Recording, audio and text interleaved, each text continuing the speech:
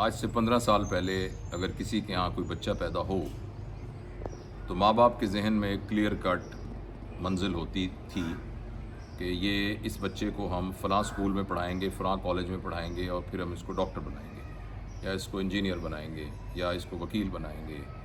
या वो लोग जो कारोबारी बैकग्राउंड से थे, मुझे याद है हमारे एक दोस्त थे, तो वो उन्हें शुरू में वो कहते थे कि मेरे बच्चे ने तो कारोबार करना है, तो मैं बस इतनी इसको तालीम दूंगा कि ये लिख पढ़ ले और फिर अपने बिज़नेस पे बैठेगा, मुलाजमों से क्यों बिज़नेस कराऊंगा। उनका कपड़े का बहुत बड़ा कारोबार था मुल्तान के अंदर। तो इस तरीके से एक पैटर्न जहन में होता था। लेकिन मैं आपको ये बात बहुत ज़िम्मेदारी के साथ और आपको ख़बरदार करना चाहता हूँ कि दुनिया में टेक्नोलॉजी की वजह से जो तब्दीलियाँ आ रही हैं, हमें नहीं पता कि अगले 10-15 सालों में क्या होगा।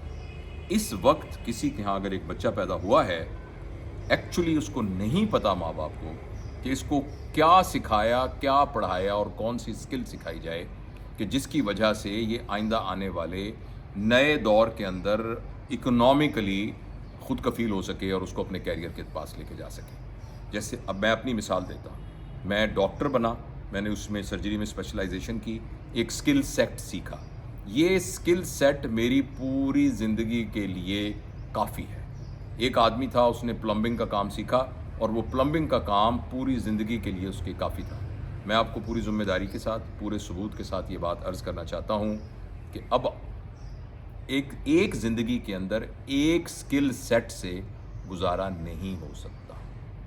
आप अपने बच्चों को जो भी सिखाएंगे, 10-15 सालों के बाद इस बात का इम्कान है कि जो कुछ उसने सीखा है वो एक्चुअली बेकार हो जाएगा और उसको कुछ नया सीखना पड़ेगा। और ये भी हो सकता है कि 10-15 सालों में वो भी बेकार हो जाएगा, कुछ और सीखना पड़ेगा।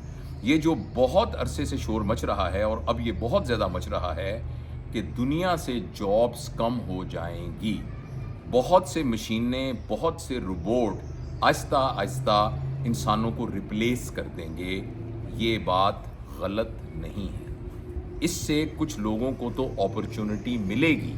वो लोग जो टेक्नोलॉजी की बस में सवार होंगे, वो लोग जो टेक्नोलॉजी की ट्रेन में बैठे हुए होंगे, वो तो मंजिल पर पहुंच जाएंगे।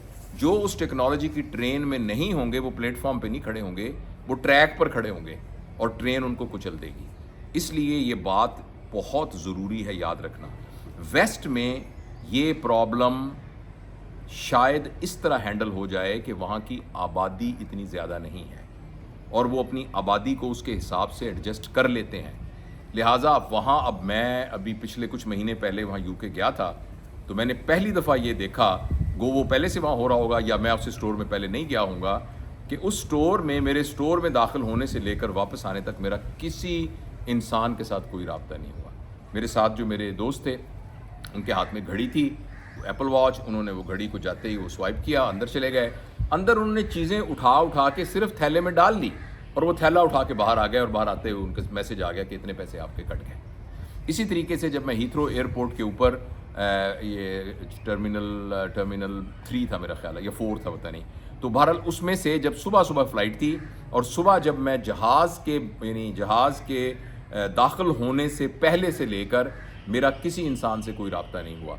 मैं एक मशीन पे गया, वहाँ जाके मैंने उसमें लिखा कि अपना पासपोर्ट आप करें, मैंने पासपोर्ट डाला, मेरी डिटेल्स आ गई। उन्होंने आगे से मुझे कहा कि आप जो हैं ये बातें टिक करते जाएं कि आप ये वाला सामान तो नहीं लेके जा रहे, ये तो नहीं लेके जा रहे, ये तो नहीं, आपके ये डॉक्यूमेंट्स हैं, ये डॉक्यूमेंट्स हैं, ये डॉक्यूमेंट्स हैं। वो मैं टिक करता गया। उसके बाद उन्होंने कहा जी आप अपना सामान उठा के बाहर रखें। वो सामान मैंने रखा तो अंदर से एक उसका वेट आ गया और अंदर से टैग आ गया। उन्होंने कहा जी इस तरह टैग लगाएं, तो मैंने टैग लगाया। उन्होंने कहा मेक श्योर करें कि ये लग गया है। मैंने कहा जी लग गया है। तो उन्होंने, और साथ उन्होंने पूछा कि ये सामान आपको मुल्तान में मिलेगा, एग्रीड? मैंने कहा एग्रीड।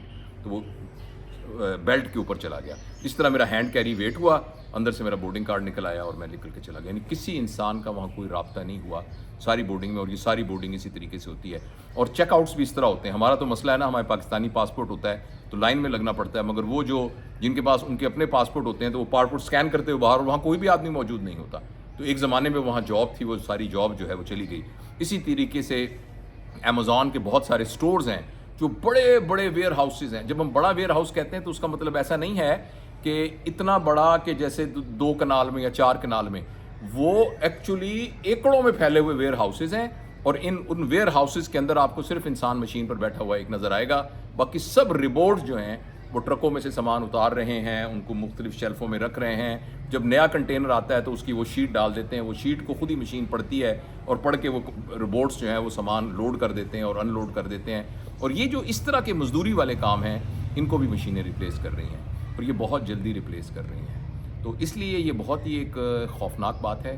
میں اس کی مزید تفصیل میں تو نہیں جاتا، اور میں چاہوں گا کہ ہم سب ٹیکنالوجی کو سیکھیں، چاہے تو اس کو اپنانے کے لیے سیکھیں، چاہے اس سے بچنے کے لیے سیکھیں، مگر دونوں صورتوں میں اس کو سیکھنے کی بہت ضرورت ہے.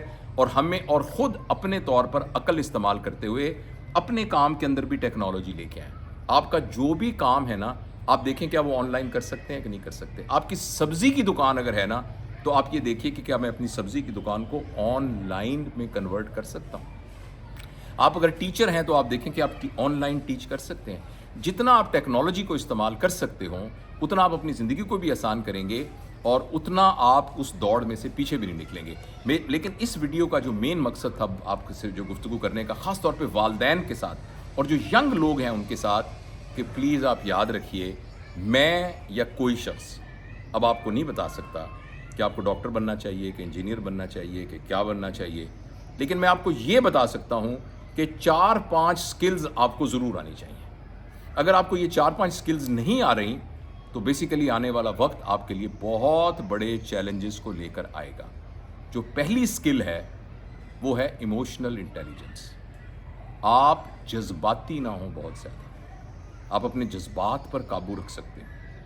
آپ اگلے کی بات سن کر اور ایک عقل مندی کے ساتھ اس کا نتیجہ نکال سکتے ہیں. اگر آپ ایموشنل انٹیلیجنٹ نہیں ہوں گے اور بالکل ذرا سی بات پر پھٹ جانے والے، ذرا سی بات پہ بے قابو ہونے والے، اور ایک چھوٹی سی بات پہ فیصلہ کرنے والے، چھوٹی سی بات پہ چیزوں کو چھوڑنے والے، چھوٹی سی بات پہ رشتوں کو ترک کرنے والے، اگر آپ اس طرح کے ہوں گے تو آنے والے وقت میں آپ کے لیے بہت مشکل ہوگا.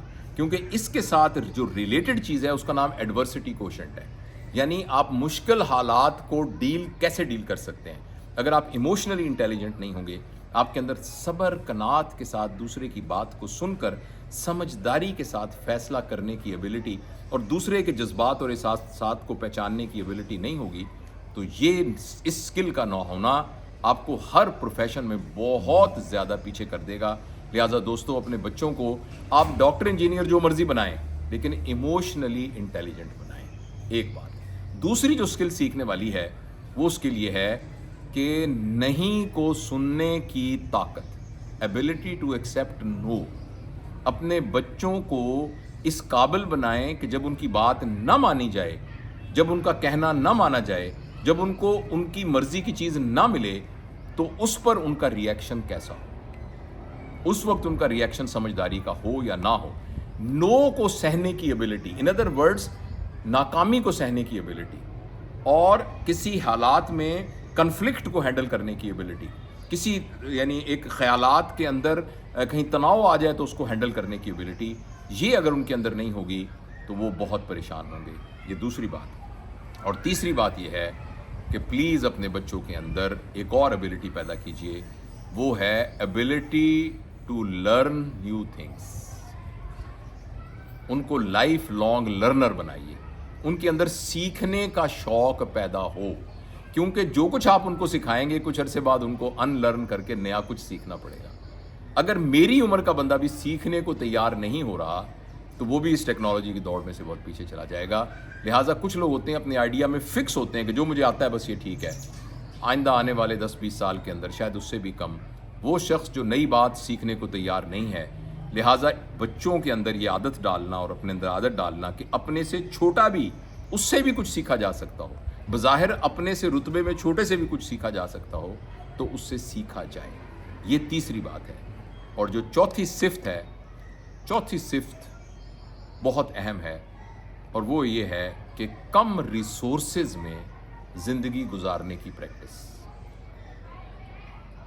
بھوک کو سہنے کی طاقت، چھوٹے گھر میں رہنے کی عادت، سواری کے بغیر زندگی گزارنے کی عادت، ضرورت کے کپڑے پہن کے بس غیر ضروری برانڈ کانشیس ہوئے بغیر زندگی گزارنے کی عادت، جس کو ہم منیملزم کہتے ہیں. آج کل یہ بہت دنیا میں کامن ہے منیملزم. آپ اپنی کپڑوں کی الماری دیکھیے کہ کتنے کپڑے ایسے پڑے ہیں کہ وہ نہ بھی ہوتے تو کیا فرق پڑتا. کتنی ہمارے پاس سواریاں ایسی ہیں کہ وہ نہ بھی ہوتی تو کیا فرق پڑتا, کتنا کھانا ہے جو ہم نے نہ بھی کھایا ہوتا تو کیا فرق پڑتا. تو اس طریقے سے ہمارے گھر کے کتنے کمرے ہیں جو ہم نے کبھی استعمال ہی نہیں کیے. تو منیملزم کی طرف بچوں کو لایا جائے. تو میں دہراتا ہوں, یہ 4 باتیں ہیں. پہلی بات میں نے آپ کو بتائی تھی ایموشنل انٹیلیجنس, جذبات پہ احساسات پہ قابو پانا. نمبر 2 میں نے آپ کو بتائی تھی کہ چیزوں کو لرن کرنے اور ان لرن کرنے کی ایبلٹی. تیسرا میں نے آپ کو بتایا ہے سادگی کے ساتھ زندگی گزارنا.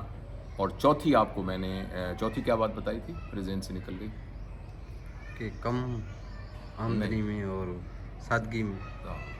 تو یہ باتیں تھیں, سوری وہ دوبارہ دیکھ لیجئے, میرے ذہن سے نکل گئی. چوتھی ایک بات میں نے آپ کو بتائی تھی. تو آپ یہ باتیں جو ہیں ان کو اپنے بچوں کو سکھائیے, اور انشاءاللہ العزیز آپ یہ دیکھیے گا کہ چوتھی تھی کہ نو کو برداشت کرنے کی عادت, کہ وہ جب کوئی نو کہے تو بچہ یہ نہ کہے کہ نہیں یہ تو ہونا ہی ہونا چاہیے. تو یہ چیزیں اگر ہم اپنی زندگی میں لے آئیں, emotional intelligence, ability to accept no, اور ان لرن کرنا اور لرن کرنا, نیا سیکھنا. اور چوتھا میں نے آپ کو بتایا تھا کہ منیملزم یعنی کم وسائل کے ساتھ ایک اچھی صحت مند زندگی گزارنا. تو یہ باتیں اگر بچوں میں ہم ڈالنا شروع کر دیں گے تو اگلے 10-15 سال کے بعد جو یہ معاشرہ ہوگا اس میں وہ صحیح طریقے سے پنپ سکتے ہیں, ورنہ مشکلیں ہو سکتی ہیں. واللہ عالم.